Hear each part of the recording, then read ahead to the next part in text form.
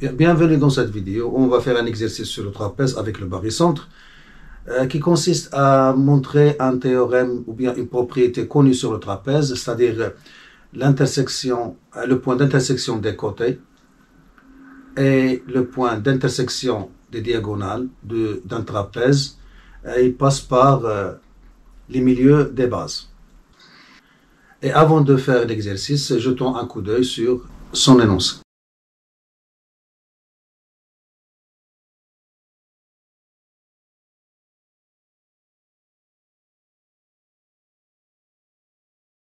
Alors, on commence par la première question. Alors, qu'est-ce qu'il nous donne? Il donne un trapèze ABCD dont les bases sont AB et DC.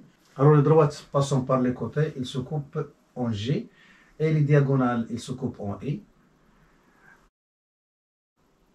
K et J sont respectivement les intersections de la droite IJ avec la base AB et la base DC. Alors, qu'est-ce qu'il nous donne? Il nous donne que A est le barycentre de J1 et D alpha avec alpha n réel, puisque la somme doit être non nulle, donc obligatoirement alpha il doit être différent de moins 1.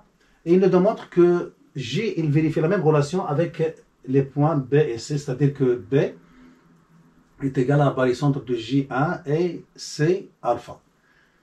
Alors là, ça nous rappelle quelque chose qu'on a vu dans la projection au tronc commun. Si on a 3 points avec une position bien définie dans une droite, si on a un parallélisme, donc on peut projeter ces points dans l'autre droite parallèlement à, par exemple, à DC. Et on aura la même relation, donc on aura la même égalité du barycentre. Alors considérons, qu'est-ce qu'on va faire? Alors on va considérer la projection sur la droite BC parallèlement à la droite AB ou bien la droite DC. Alors soit P, la projection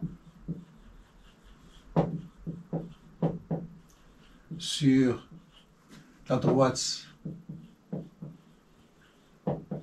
la droite BC parallèlement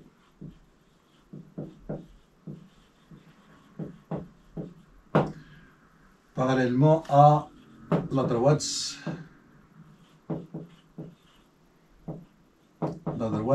par exemple AB.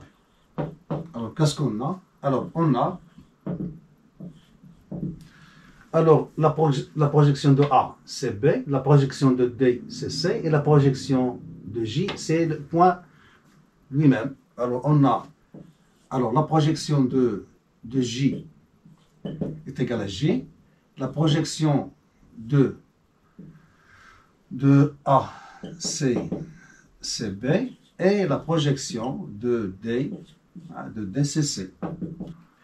Alors là, si on a fait la propriété que la projection il conserve le barycentre, alors on peut dire que puisque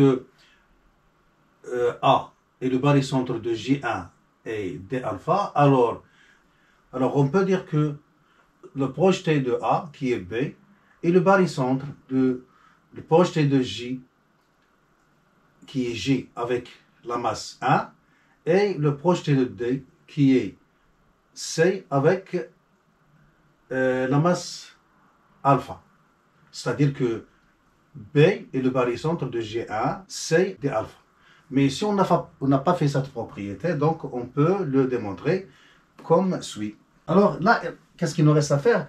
Il nous reste à trouver la relation qui relie les 3 points A, J, D, la relation vectorielle qui existe entre les points J, A, D.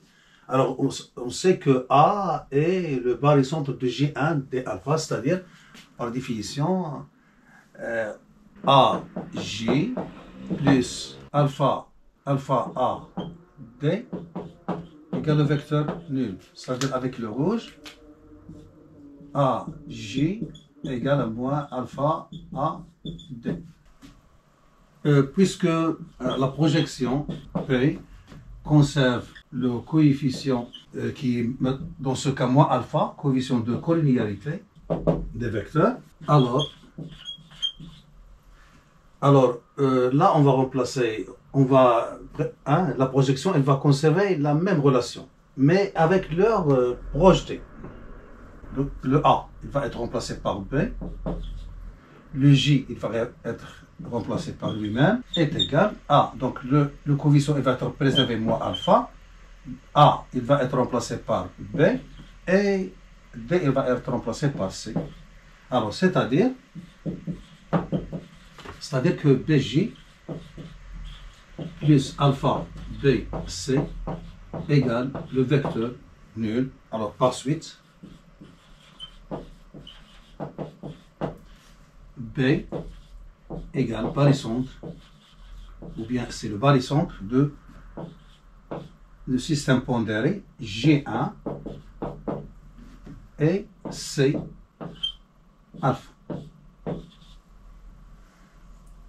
Et voilà, on a répondu à la question. Alors, on passe à la question suivante. Il nous demande de déduire que I, qui est l'intersection des diagonales, hein, est le barycentre de J1, C alpha et D alpha. Alors là, c'est une méthode classique, hein, puisque on veut montrer que I est le barycentre. Alors on va poser ce barycentre, on va le poser par exemple égal à grand G, c'est-à-dire que G égale le barycentre de J1, C alpha, D alpha, et montrer que ce G coïncide avec le point I. Et on a obtenu le résultat. Alors posons G égale barycentre de J1, C alpha et D. Alors on va montrer que G coïncide avec I. Alors premièrement, c'est quoi I? Alors I, c'est l'intersection de AC et BD avec le langage barycentrique, c'est-à-dire que I est barycentre de B et D avec des masses convenables, et en même temps, il est le barycentre de A et C avec des masses convenables. Alors, si on arrive à montrer que G est aussi le barycentre de B et D avec des masses bien déterminées, et aussi le barycentre de A et C avec des masses bien déterminées, alors on a gagné, puisque le G, dans ce cas, il sera dans l'intersection de B, D et AC, et bien sûr, il va coïncider avec le I. Alors, là, on va jouer avec la propriété du barycentre partiel, c'est-à-dire l'associativité. Alors, remarquons que J1, C alpha, il va faire apparaître B, et J1, D alpha, il va faire apparaître A, et on a gagné. Alors, qu'est-ce qu'on a?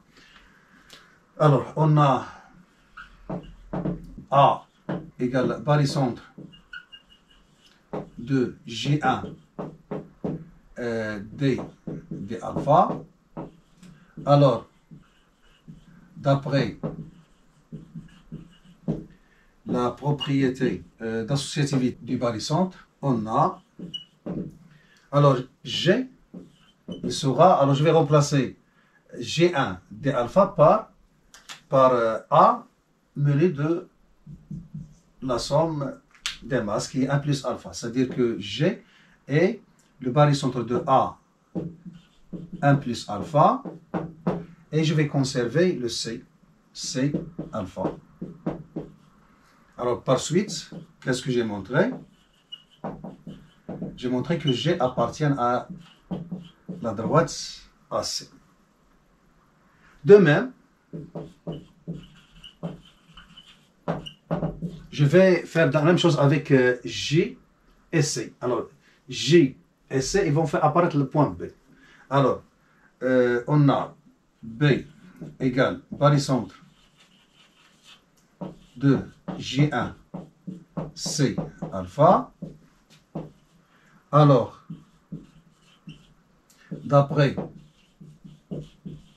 pour gagner de l'écriture, donc propriété d'associativité du barycentre. Donc propriété d'associativité du barycentre, on a aussi G égale barycentre. Alors, qu'est-ce que je vais remplacer? Alors, je vais remplacer G, JC par B. Donc, B, alors B, c'est le barycentre, et là, c'est la somme 1 plus alpha. Voilà, donc 1 plus alpha, 1 plus alpha, D alpha. C'est-à-dire on a remplacé, c'est ça, on a remplacé JC par B. Voilà. Ensuite, G, il va appartenir à la droite B. D. Et donc G est le point d'intersection de A, C et BD, d'où G est le point d'intersection de B, D et AC, d'où donc G n'est autre que le point I. Et qu'est-ce qu'on va montrer? Donc, qu'est-ce qu'on a montré? Donc, conclusion, I égale barycentre, puisque G c'est le barycentre de de G1, c'est alpha, D alpha et G c'est I, donc I est égal à barycentre de J1, C alpha et D alpha. Et voilà.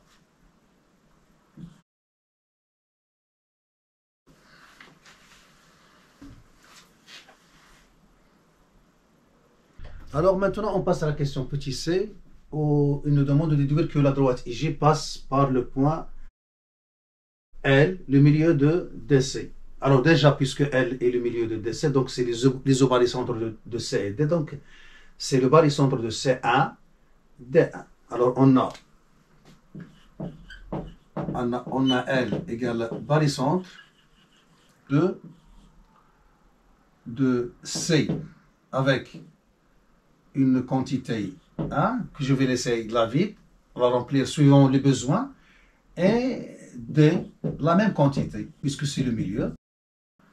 Alors, qu'est-ce qu'il nous demande de montrer? Que L appartient à la droite IJ, c'est-à-dire, avec un langage barycentrique, que l'un des points IJ, L, est le barycentre des deux autres avec des masses bien convenables.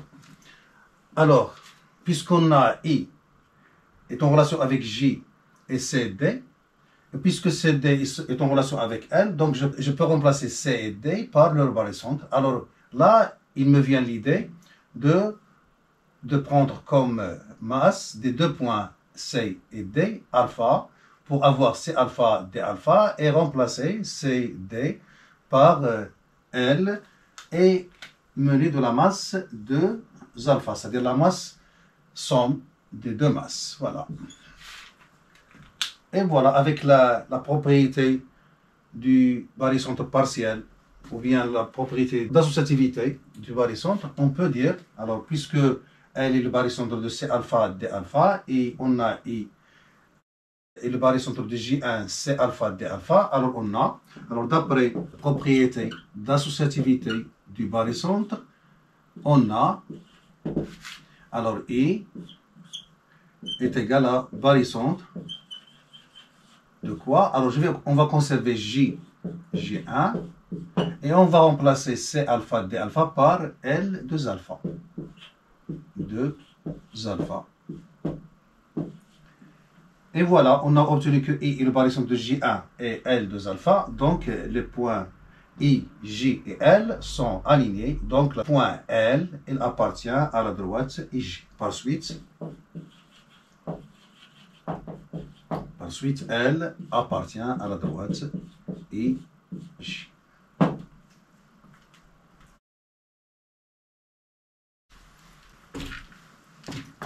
Et voilà, on a répondu à la question.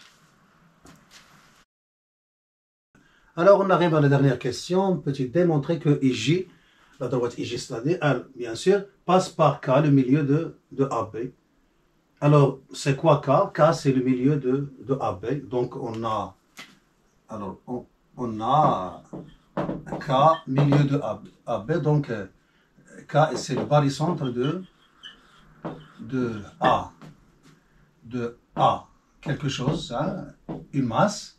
Et là, c'est B, la même masse.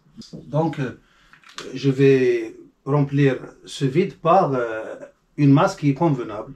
Alors, K, on veut qu'il soit en relation avec I et J. Alors, qu'est-ce qu'on a? On a A, il est en relation avec J et D. Et B, il est en relation avec J et C. Et I, il est en relation avec J, C et D. Donc, je vais par étape faire disparaître A et B, puis faire disparaître C et D. Alors, A, je vais faire apparaître J et D. Donc, j'ai intérêt à faire une masse là, 1 plus alpha, qui coïncide avec la masse de B. B qui va faire apparaître G et C. Et J, C, D, ils vont faire apparaître I. Et on a obtenu le résultat. Alors, qu'est-ce qu'on a? Alors, je vais faire là. Qu'est-ce que je vais faire? Prendre la même masse, puisque c'est le milieu. Alors, A, 1 plus alpha, il va faire apparaître J, D. Et B, 1 plus alpha, il va faire apparaître B, J, C. Et J, C, D, ils vont faire apparaître le point I. Alors, qu'est-ce qu'on a? Alors, d'après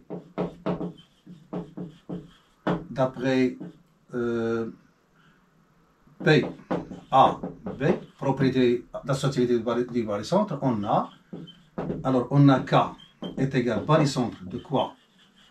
Alors, je vais remplacer A alpha par J1 D1. Donc, J1 D alpha. Et B par J1 C1. Donc, J1 C alpha. Et bien sûr, qui est égal. Alors, maintenant, je vais conserver J et J1 C alpha. D alpha, il va être remplacé par I 1 plus 2 alpha, qui est égal à barycentre de J1 I 1 plus 2 alpha. Donc, K, il appartient à I, J. Hein, par suite, K, il appartient à I, J. Et on a obtenu le résultat. Donc, qu'est-ce qu'on a montré? Que les droites côté du trapèze, leur intersection qui est J, et les diagonales, leur intersection qui est I, sont dans la même droite I, KL, avec K qui est le milieu de AB, et L est le milieu de DC. Voilà, on est arrivé à la fin de l'exercice.